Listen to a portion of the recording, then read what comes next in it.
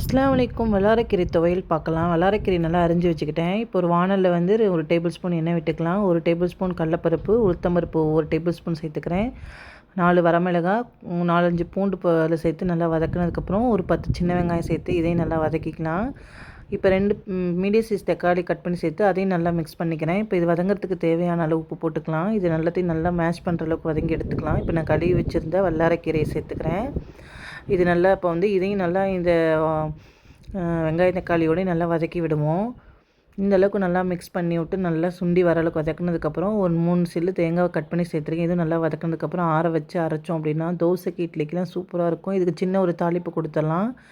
அதே வாணலே எண்ணெய் ஊற்றி கடுகுளுந்தம்பருப்பு கருவேப்பிலை சேர்த்து நம்ம தாளித்து எடுத்தோம் அப்படின்னா சூப்பரான அருமையான வல்லாரை துவையல் ரெடி ஆகிடுச்சு.